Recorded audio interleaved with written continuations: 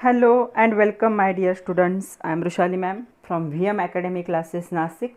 हम देख रहे हैं हमारे 12th साइंस का बायोलॉजी और हम डिस्कस कर रहे हैं महाराष्ट्र स्टेट बोर्ड का सिलेबस जो कि नया सिलेबस है अभी। इसका लेक्चर चैप्टर नंबर मैं स्टार्ट करने जा रही हूँ 9th नंबर का चैप्टर कंट्रोल एंड कोऑर्डिनेशन। तो कंट्रोल और कोऑर्डिनेशन जो है बॉडी का उसके बारे में हमें डिस्कस करना है। तो नर्वस सिस्टम के बारे में हमें बहुत ज़्यादा बात करनी है, अलग अलग ग्लैंड्स के बारे में बात करनी। तो इसका आज लेक्चर नंबर 1। आज के लेक्चर में हमें इस चैप्टर का इंट्रोडक्शन देखना है। कंट्रोल और कोऑर्डिनेशन क्या क्या है, ये क्यों ज़रूरी है। उसके साथ हम देखेंगे nervous coordination in the lower animals. तो लोअर एनिमल्स में नर्वस का कोऑर्डिनेशन कैसे होता है। ह्यूमन के बारे में तो हमें डिटेल में देखना ही है, लेकिन लोअर एनिमल का भी शॉर्ट में हमें जानना है। तो ये जो चैप्टर है बच्चों, ये एक इम्पॉर्टेंट चैप्टर है, बहुत बड़ा टॉपिक है ये। इसमें हम देखेंगे इंट्रोडक्शन, इसके बाद नर्वस कोऑर्डिनेशन देखेंगे आज के लेक्चर में। नेक्स्ट लेक्चर में हमें देखना है न्यूरॉन टिश्यू क्या होते हैं, न्यूरल टिश्यू कहा जाता है जिसे। उसके बाद सिनेप्स देखने हैं हमें। उसके बाद ट्रांसमिशन ऑफ नर्व इम्पल्स कैसे होता है। 11th में हमने थोड़ी सी बात की थी इसके बारे में, आज हमें डिटेल में देखना है। जब एनिमल टिश्यू देखा था हमने तो शॉर्ट में देखा है हमने, डिटेल में अभी देखना है। उसके बाद ह्यूमन नर्वस सिस्टम को डिटेल में देखना है हमें। सेंसरी रिसेप्टर्स क्या होते हैं, डिसऑर्डर क्या होते हैं नर्वस सिस्टम के, केमिकल कोऑर्डिनेशन क्या होता है, एंडोक्राइन सिस्टम क्या होते हैं, और मेजर जो एंडोक्राइन ग्लैंड्स है, अलग अलग जो ग्लैंड्स है, पिट्यूटरी ग्लैंड जैसे सारे ग्लैंड्स के बारे में हमें डिटेल में देखना है विद डायग्राम विथ वर्क। तो एक इम्पॉर्टेंट और एक बड़ा टॉपिक है हमारे सिलेबस का। तो चलो स्टार्ट करते हैं। Introduction chapter number 1, lecture number 1, chapter number है 9, कंट्रोल एंड कोऑर्डिनेशन। ये 12th बायोलॉजी का सिलेबस है, 12th science biology with VM academy Nashik. तो चलो इंट्रोडक्शन देखते हैं, कुछ क्वेश्चन देखते हैं। आपके टेक्स्ट बुक का क्वेश्चन है, can you recall from the page number 182 से क्वेश्चन है, what is the need for the control and coordination in multicellular animal. जैसे ह्यूमन बीइंग है, मल्टी सेल से जिनकी बॉडी बनी है, उनके बॉडी में कंट्रोल और कोऑर्डिनेशन की ज़रूरत क्यों होती है, ऐसा क्वेश्चन पूछा गया है। तो क्या होता है, जो मल्टी सेलुलर ऑर्गेनिजम्स होते हैं या एनिमल्स होते हैं, तो इनके बॉडी में क्या होता है, जो बॉडी ऑर्गन्स होते हैं और ऑर्गन सिस्टम जो होती है वो क्या होती है, work in the integrated manner. तो इनके ऑर्गन्स भी और बहुत सारे ऑर्गन एक साथ मिलके जो ऑर्गन सिस्टम बनाते, ऑर्गन भी और ऑर्गन सिस्टम भी क्या होती है यहाँ पे इसकी, ये वर्क करती है in an work in integrated manner में क्या करती है, ये वर्क करती है। Okay, to bring about the various processes, क्योंकि मल्टी सेलुलर ऑर्गेनिजम्स जो होते हैं, एनिमल्स होते हैं, उनके बॉडी में बहुत ज़्यादा क्या है, प्रोसेसेस होते रहते हैं। तो वो प्रोसेसेस के लिए सारे ऑर्गन और ऑर्गन की जो सिस्टम होती है, तो ये क्या करती है, इंटीग्रेटेड मैनर में अपना काम करती है to carried out that process. तो control over their life processes as well as coordination between the various system is needed. तो हमारे बॉडी में क्या है, सर्कुलेटरी सिस्टम भी है, रेस्पिरेटरी सिस्टम भी है, डाइजेस्टिव सिस्टम भी है, नर्वस सिस्टम भी है, ऐसे बहुत सारे ऑर्गन के सिस्टम एक साथ काम कर रहे हैं।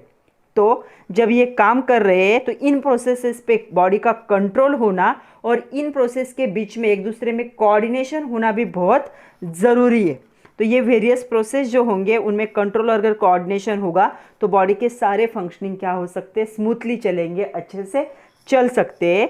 So it is very important और it is needed to the control between the organ system and coordination between the organ system in the multicellular organism और मल्टी सेलुलर एनिमल। तो इसका आंसर क्या लिख सकते हैं हम, in multi cellular organisms body organ and organ system work in integrated manner to bring about the various processes, a control over their life processes as well as coordination between their various system is needed in order to maintain the homeostasis of the organism is required। तो homeostasis required हो, इसीलिए ये क्या होना चाहिए, इनके बीच में, system के बीच में कोऑर्डिनेशन होना चाहिए और सारे प्रोसेस पे बॉडी का मतलब ब्रेन का कंट्रोल होना बहुत ही ज़रूरी है।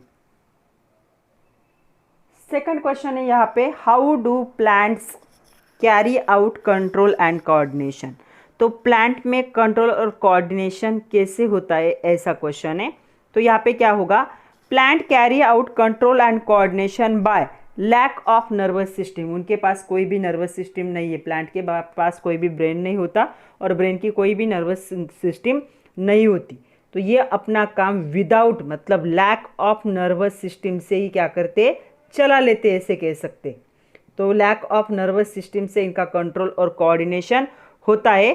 तो इनके पास कोई नर्वस सिस्टम भी नहीं होती है, ना ही इनके पास मसल्स है, तो इनके पास कोई मस्कुलर सिस्टम भी नहीं है।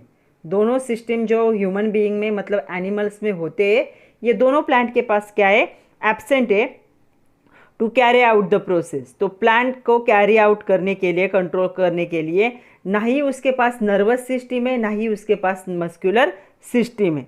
So they send the chemical signal. वो क्या करते हैं, केमिकल सिग्नल, हम जैसे नर्वस न्यूरल सिग्नल होता है हमारे बॉडी में, तो वो क्या करते, केमिकल सिग्नल भेजते। तो chemical signals and bring about the various type of movement. तो इनके बॉडी में सारे जो होते हैं अलग अलग मूवमेंट, जैसे फोटोट्रॉपिक होगा, केमोट्रॉपिक होगा, केमोटैक्टिक होगा, उसके बाद यहाँ पे टिग्मोटैक्टिक होगा। ये सारे जो होते हैं, ये सारे जो मूवमेंट होते हैं प्लांट के अंदर, वो किससे होते हैं, बाय द केमिकल सिग्नल। उसके पास ना ही नर्वस सिस्टम प्रेजेंट है, ना ही मस्कुलर सिस्टम प्रेजेंट है to control and the coordination. So they send the signal. वो क्या करते, केमिकल सिग्नल सेंड करते ताकि उनके अलग अलग मूवमेंट क्या हो सके, प्लांट के अंदर के प्रोसेसेस कैरिड आउट हो सके। तो केमिकल सिग्नल थ्रू अपना क्या करते हैं, कंट्रोल एंड कोऑर्डिनेशन करते, क्योंकि उनके पास नर्वस सिस्टम भी नहीं है और मस्कुलर सिस्टम भी नहीं है। नेक्स्ट और एक क्वेश्चन है, can you recall from the page number है 182 पे ही ये भी question, do sponge have tissue और ऑर्गन। स्पॉन्ज को याद करो, हमने जब एनिमेलिया देखा था 11th में, तो पहला ही जो फाइलम था वो स्पॉन्ज का फाइलम था। तो जो स्पॉन्ज होते हैं, क्या इन्होंने पूछा है स्पॉन्ज के पास टिश्यू या ऑर्गन्स होते हैं क्या, तो इसका आंसर होगा नो। तो ये स्पॉन्ज जो होते हैं, lack of tissue and organ as the cellular grade of the body organisation. इनकी बॉडी कैसे होती है, सेलुलर ग्रेड टाइप की होती है। तो इनके पास किसी भी टाइप का ऑर्गन या किसी भी टाइप का टिश्यू प्रेजेंट नहीं होता है। तो इनके पास क्या है, सेलुलर ग्रेड होगा बॉडी ऑर्गेनाइजेशन का, इसलिए कोई भी टिश्यू या कोई भी ऑर्गन प्रेजेंट नहीं होता है। उसी में सेकंड क्वेश्चन पूछा है इन्होंने, क्वेश्चन पढ़ रही हूँ मैं, सुनो। Can sponge coordinate their various functions.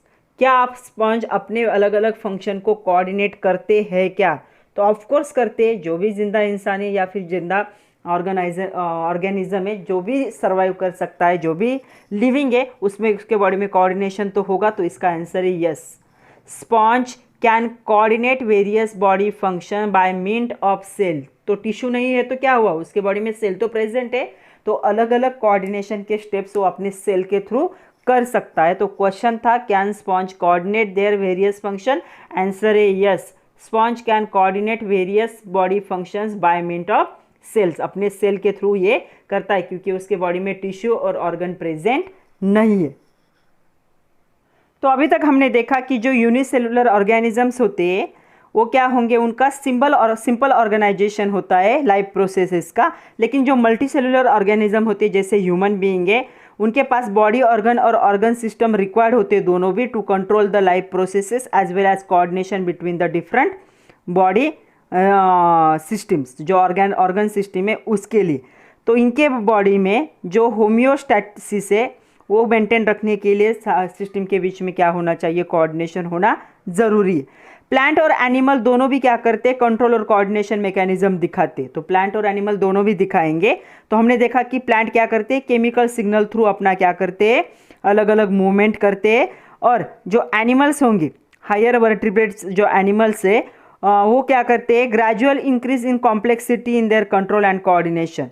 तो by electric and chemical signal. तो प्लांट सिर्फ केमिकल सिग्नल भेजते हैं, एनिमल क्या कर सकते हैं, जो हायर वर्टिब्रेट है वो केमिकल और इलेक्ट्रिकल सिग्नल से क्या कर सकते हैं, अपना कंट्रोल और कोऑर्डिनेशन कर सकते हैं। तो इस चैप्टर में हमें ये डिटेल में देखना है। तो हमें अलग अलग नर्वस सिस्टम, जो डेवलप्ड नर्वस सिस्टम है उनके बारे में देखना है, डिफरेंट एनिमल्स का, और उसे डिटेल में हमें क्या करना है, पढ़ना है, और ह्यूमन का भी हमें डिटेल में देखना है। तो कभी कभी ऐसा क्वेश्चन आता है, name the most primitive animal phyla. तो कौन सा ऐसा एनिमल फाइला है जो क्या फाइलम होगा कि जो बहुत ही ज़्यादा प्रिमिटिव है। तो जो प्रिमिटिव फाइलम होता है वो होता है यहाँ पे, उसका नाम है पोरीफेरा। तो पोरीफेरा का ही एग्जाम्पल क्या है यहाँ पे, पोरीफेरा को स्पॉन्ज भी कहा जाता है। तो स्पॉन्ज भी कह सकते हो, पोरीफेरा और स्पॉन्जेस। तो स्पॉन्जेस हमने देखे, जो स्पंज जैसा उनका जो स्ट्रक्चर होता है उनको क्या कहा जाता है, स्पॉन्ज। उनका फाइलम होगा पोरीफेरा। इसे प्रिमिटिव फाइलम कहा जाता है। प्रिमिटिव मतलब एकदम इनिशियल, जो क्या है, पहला फाइलम है एनिमल का, जो पहले मिला था सबसे पहले। तो Porifera is the most primitive animal phylum. The member of Porifera और lack of proper nervous system, इनके पास कोई भी नर्वस सिस्टम नहीं होती।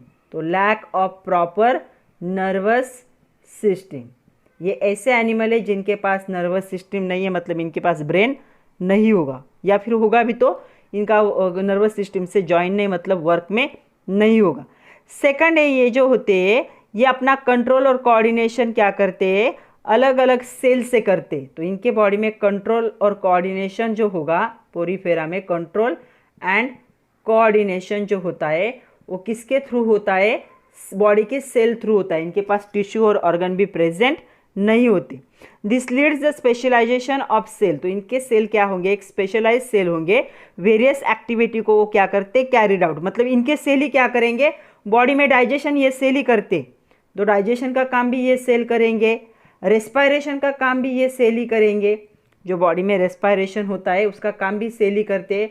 उसके बाद डाइजेशन के बाद जो एक्सक्रीशन होता है, मतलब जो भी अनवांटेड वेस्ट मटेरियल है उसे बाहर फेंकने का काम भी ये सेल ही करते हैं। तो सारे बॉडी का कंट्रोल कोऑर्डिनेशन किसके थ्रू होगा, सेल थ्रू होगा। और वो कहाँ पे होता है, जो प्रिमिटिव फाइलम है पोरीफेरा जैसा, जिसमें ऑर्गन और टिश्यू सिस्टम प्रेजेंट नहीं है, वहाँ पे ऐसे होता है। क्योंकि यहाँ पे नर्वस सिस्टम भी नहीं है और मस्कुलर सिस्टम भी नहीं है, कोई मस्कुलर सिस्टम भी नहीं है इनके पास, दोनों सिस्टम एब्सेंट है। इसलिए सब काम किसको करना पड़ रहा है, सेल को करना पड़ रहा है। कभी क्वेश्चन आए, how does control and coordination take place in the higher animal. तो हायर एनिमल में कैसे होता है, ये तो हो गया लोअर एनिमल है, प्रिमिटिव मतलब सबसे लोअर एनिमल है ये।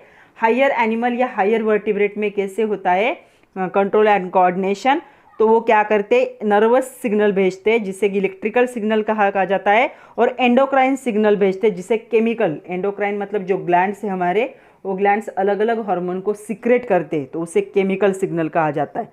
तो क्या कह सकते हैं हम, in higher animal control and coordination take place through nervous और इलेक्ट्रिक सिस्टम और एंडोक्राइन और केमिकल सिस्टम। तो हायर में ये होगा electrical and the chemical signal through, और लोअर में क्या होगा, सिर्फ केमिकल सिग्नल क्या होगा, भेजा जाएगा। तो चलो अभी हमें देखना है nervous coordination in the lower animals. जो लोअर एनिमल है उनमें हमें देखना है।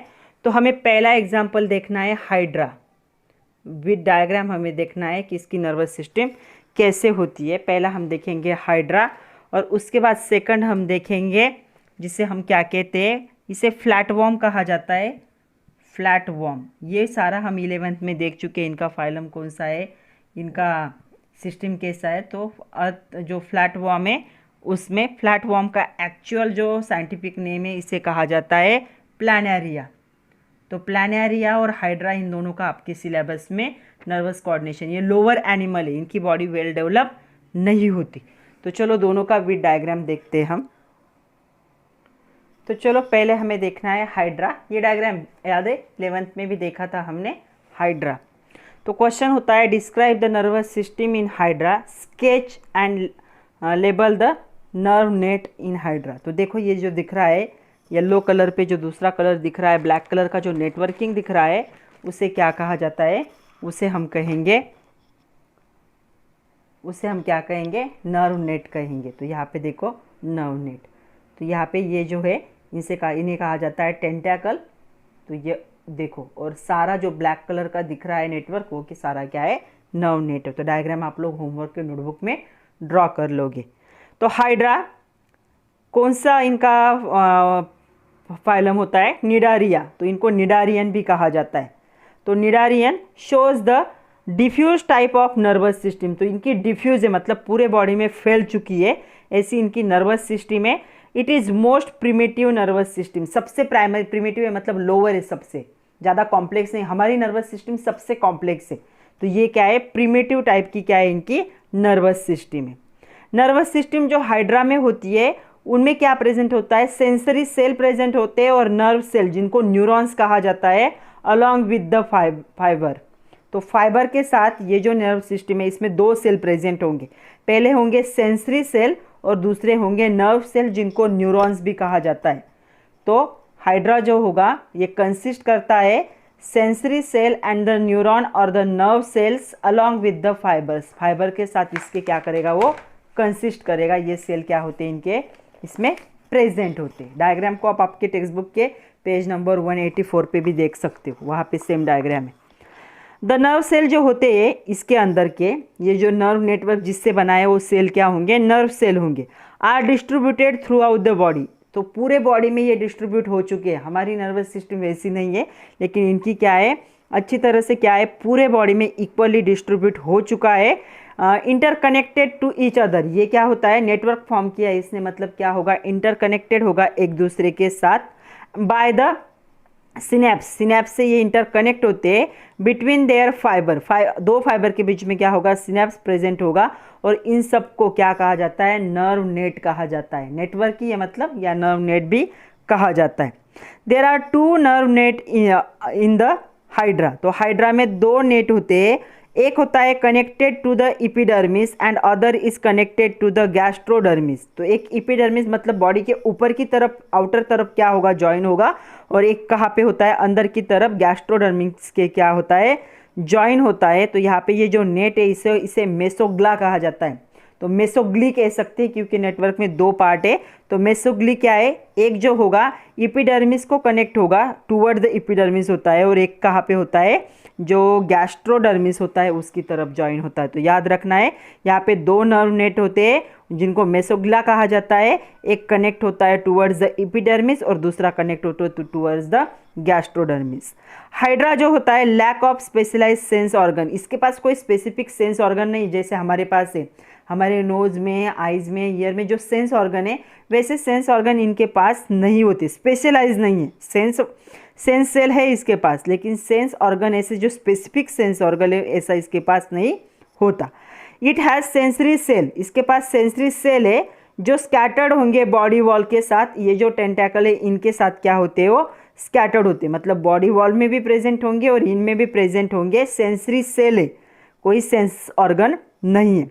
The nerve cell have the fibres, nerve cell में फाइबर प्रेजेंट होते हैं, but they are not sensory और मोटर नर्व, ना ही वो सेंसरी होते हैं और ना ही मोटर, मतलब वो सेंस भी नहीं देते इसके बॉडी को और मूवमेंट में भी हेल्प नहीं करते इसके बॉडी को। तो ये क्या है, जो सेंसरी सेल है इनके बॉडी में प्रेजेंट तो होते हैं, लेकिन इसकी वजह से उनके बॉडी में कोई भी सेंस नहीं क्रिएट होता, तो कोई स्पेसिफिक सेंस ऑर्गन नहीं होगा।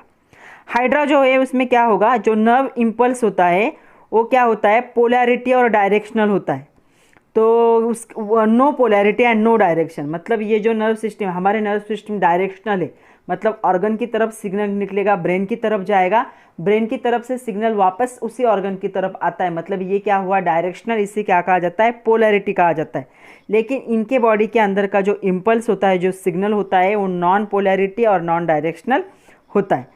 This is because sensory cells are activated at any point. तो इसका कारण क्या है कि इसके पूरे बॉडी में सेंसरी सेल प्रेजेंट है, वो कहीं पे भी एक्टिवेट होते हैं from the point of impulse. तो इम्पल्स का जो पॉइंट है वहाँ से ये सेल क्या होंगे, एक्टिवेट होंगे and carry out the body in any direction. तो बॉडी के किसी भी डायरेक्शन में इम्पल्स को वो लेकर जा सकते हैं, और इसका कॉज क्या होगा, मूवमेंट ऑफ बॉडी, इसके वजह से बॉडी की मूवमेंट होती है टेंटेकल के थ्रू।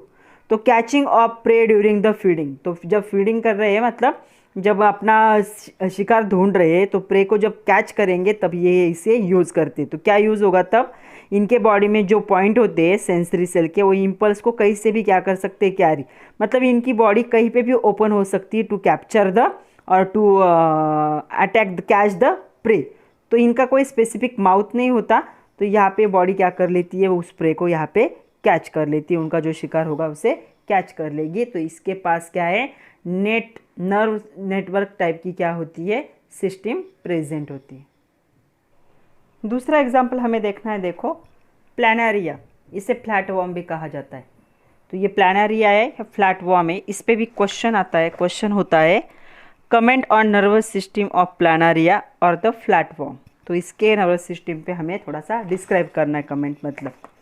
तो देखो अगर इस एनिमल को देखोगे तो जो प्लानरिया होता है, फ्लैटवॉर्म जो है, ये कौन से फाइलम को यहाँ पे बिलोंग करता है, ये करता है पैलिटी हेलमिंथस, ये जो थी फाइलम उसको बिलोंग करता है। It is among the most primitive animal which have the develop central nervous system. इसके पास सेंट्रल नर्वस सिस्टम है, हाइड्रा के पास नहीं थी। तो इसकी देखो यहाँ पे नर्वस सिस्टम क्या है, सेंट्रली इसके पास भी प्रेजेंट है। तो इसके पास प्रिमिटिव टाइप की होती है, मतलब इनिशियल टाइप की, डेवलप हमारे जैसी कॉम्प्लेक्स नहीं है लेकिन नर्वस सिस्टम इसमें है। तो CNS मतलब क्या होता है, सेंट्रल नर्वस सिस्टम। तो जो सेंट्रल नर्वस सिस्टम होगी प्लानरिया की, वो दो पार्ट को यहाँ पे कंसिस्ट करती है। एक होता है इसके पास सेरेब्रल प्रेजेंट होता है और दूसरा इसके पास होता है इफेलिक गैंग्लियन प्रेजेंट होता है। तो ये इफेलिक गैंग्लियन जैसा स्ट्रक्चर होता है जो कि यू शेप का होता है और ये वेंट्रल नर्वस कॉर्ड के साथ ज्वाइन होता है। तो इसके पास वेंट्रल नर्व कॉर्ड VNC कहा जाता है, ये भी प्रेजेंट होती है। लॉन्ग नर्व कॉर्ड भी प्रेजेंट होती है। तो सेंट्रल नर्वस सिस्टम, उसके बाद वेंट्रल नर्व कॉर्ड और लॉन्ग नर्व कॉर्ड इसके पास क्या होती है, प्रेजेंट होती है। तो ये देखो नर्व कॉर्ड दिख रही होगी आप लोगों को, ये साइड की एक और ये साइड की एक, ऐसे दो नर्व कॉर्ड इसके पास क्या है, प्रेजेंट है। जो सेरिब्रल गैंग्लिया होगा ये कहाँ पे लाया होगा, एंटेरियर साइड, हेड का जो रीजन है ऊपर का, एंटेरियर मतलब ऊपर का जो रीजन है, हेड में क्या प्रेजेंट होता है यहाँ पे, सेरिब्रल, सेरिब्रल मतलब ब्रेन से रिलेटेड। तो सेरिब्रल गैंग्लिया ऊपर के हेड की रीजन में होता है। Each ganglion gives rise to 9 branches towards the outer side. तो हर गैंग्लियन क्या है, 9 ब्रांचेस। तो देखो ये एक और ये एक ब्रेन की तरफ, तो हर एक से कितने यहाँ पे ब्रांचेस निकलते हैं, तो 9 निकलते। तो ऊपर ब्रेन की तरफ ये प्रेजेंट होता है हेड की तरफ, और हर गैंग्लियन से यहाँ पे 9 ब्रांचेस क्या है, बाहर की तरफ निकलती है। A pair of ventral nervous cord, तो ये वेंट्रल नर्वस कॉर्ड की पेयर है, देखो 9 कॉर्ड की पेयर, एक ही है और एक है, ऐसे 2 पेयर में ये। तो ये जो कॉर्ड होती है rise ventrally from below to the ganglia. तो गैंग्लिया से बिलो की तरफ ये जाती है। They are interconnected to each other, ये दोनों क्या होते हैं, कॉर्ड एक दूसरे से इंटरकनेक्टेड होते हैं in the ladder like the manner. तो देखो लैडर जैसा, सीढ़ी जैसे दिख रहा है, ये एक साइड है, ये एक साइड है और नीचे सीढ़ी का जैसे दिख रहा है। तो लैडर जैसे मैनर स्ट्रक्चर से एक दूसरे से क्या होते हैं, ये इंटरकनेक्टेड होते हैं। इन लैडर को क्या कहा जाता है, ट्रांसफर नर्व कहा जाता है, या इन्हीं को कहा जाता है कॉमिश्योर्स भी कहा जाता है। तो ये ट्रांसवर्स नर्व है, ये जो दिख रहे हैं, ये से हॉरिजॉन्टल जो है, या इन्हीं को क्या कहा जाता है, कमिश्योर भी कहा जाता है। द पेरिफेरल नर्व जो होता है, plexus arise laterally from the ventral nerve cord. तो पेरिफेरल नर्व सिस्टम भी यहाँ पे क्या होती है, प्रेजेंट होती है, और वो कहाँ पे प्रेजेंट होती है, वेंट्रल साइड में। तो ये जो पेरिफेरल नर्व सिस्टम होती है ये इंक्लूड करती है सेंसरी सेल, तो इसके अंदर सेंसरी सेल प्रेजेंट होते हैं, एंड लैटरल कॉर्ड भी प्रेजेंट होती है बॉडी के अंदर। तो जो सिग्नल होगा सेंसरी सेल का are scattered in the body, तो बॉडी का जो सिग्नल है वो सेंसरी सेल थ्रू सिग्नल क्या किया जाता है, पास किया जाता है। तो ये जो पेयर ऑफ फोटोसेंसरी स्ट्रक्चर होता है, eye is present on the dorsal side of the brain. तो यहाँ पे डॉर्सल साइड जो होता है ब्रेन का, वहाँ पे इसके पास ब्रेन भी प्रेजेंट है, लेकिन वेल डेवलप नहीं होता, जितना हमारा डेवलप है उतना नहीं होगा। और इसके पास पेयर ऑफ आईज भी है, इनको फोटो सेंसरी स्ट्रक्चर कहा जाता है। फोटो स्ट्रक्चर सेंसरी मतलब ये फोटो मतलब देखने का काम ये नर्व करते। तो ये था प्लानरिया। तो अभी हमने 2 एग्जाम्पल देखे, हाइड्रा भी देखा और प्लानरिया भी देखा। तो इनसे हमें पता चलता है, और हमने पहले कॉकरोच को भी देखा है 11th में, हमने ह्यूमंस को भी अच्छे से देखा है। तो हमने देखा कि जो ये सारे एनिमल्स है उनमें क्या हो रहा है, ग्रेजुअल इवोल्यूशन हुआ है और चेंजेस हुए हैं इनके न्यूरल सिस्टम में। तो पहले के एनिमल और अभी के एनिमल, मतलब 100-200 साल पुराने या 1000 साल पुराने ले लो सेम एनिमल, और अभी के इनमें क्या हो चुका है, इवोल्यूशन हुआ है या ग्रेजुअल चेंजेस हुए हैं इनके नर्वस सिस्टम में। There is high level of specialisation in the formation of the neuron. तो जो इलेक्ट्रिकल सिग्नलिंग होता है सेल के अंदर, उसमें अभी बहुत चेंजेस हो चुके हैं। तो ये जो एंटायर सिस्टम होती है ये ग्रेजुअली चेंज हो चुकी है। ओके, तो जो डिफ्यूज नर्वस सिस्टम है वो अभी क्या हो चुकी है, एप्लीकेबल हो चुकी है हर एनिमल के अंदर। तो जो एक्सपांशन होता है प्रॉपरली ऑर्गेनाइजेशन सिस्टम का इन्वॉल्व द ब्रेन, तो ब्रेन का जो एक्सपांशन है या नर्वस सिस्टम का जो एक्सपांशन है ये ग्रेजुअल एक्सपांशन है, साइज और फंक्शन पे ये क्या होता है, डिपेंड होता है। This has lead the centralisation of the various sense organ. तो हर सेंस ऑर्गन क्या होते हैं, सेंट्रलाइजेशन होता है उनका, assisting the coordination of the internal environment, जो बॉडी के अंदर का एनवायरनमेंट होता है उसके साथ कोऑर्डिनेट करते ये सेंस ऑर्गन, और एक्सटर्नल एनवायरनमेंट के साथ भी, बॉडी के बाहर का एनवायरनमेंट और बॉडी के अंदर दोनों जगह का एनवायरनमेंट अलग अलग होता है। इनका और एक काम है, जो इवोल्यूशन हो रहा है कॉम्प्लेक्स नेटवर्किंग सिस्टम में, जो चेंजेस हो रहे हैं इफेक्टिवली ट्रांसमिट करते सिग्नल को between the part of the organ of the body and another. तो जो बॉडी के अलग अलग पार्ट है, जो इवोल्यूशन हो चुका है उसे भी ये क्या करते, इफेक्टिवली ट्रांसमिट करते। तो हमने आज दो एग्जाम्पल देखे, हाइड्रा एंड प्लानारिया। तो हाइड्रा के पास कोई भी सेंट्रल नर्वस सिस्टम नहीं थी, लेकिन प्लानारिया के पास सेंट्रल नर्वस सिस्टम है, प्रिमिटिव टाइप की है लेकिन प्रेजेंट है। तो दो ही एग्जाम्पल थे। जो नेक्स्ट लेक्चर होगा बच्चों उसमें हम देखेंगे न्यूरल टिश्यू। तो न्यूरल टिश्यू क्या होते हैं वो भी एक इम्पॉर्टेंट टॉपिक है, कौन से टाइप के न्यूरल टिश्यू होते हैं, नर्वस सिस्टम क्या होती है, न्यूरल टिश्यू का काम क्या है, और हमने जो 11th में देखा था मल्टीपोलर न्यूरॉन्स जो थे वो देखे थे हमने, उनको भी हमें डिटेल में देखना है। तो तब तक के लिए अभी पढ़ते रहो। आज के लिए इतना ही था, इंट्रोडक्शन छोटा टॉपिक था आज का। कल हम देखेंगे, नेक्स्ट लेक्चर में हम देखेंगे न्यूरल टिश्यू। तब तक के लिए पढ़ते रहिए, खुद का ख्याल रखिए और नोट्स बनाइए। बायोलॉजी के लिए नोट्स बनाना बहुत ज़रूरी है, तो खुद से नोट्स बनाइए और पढ़ते रहिए बच्चों। Thank you very much.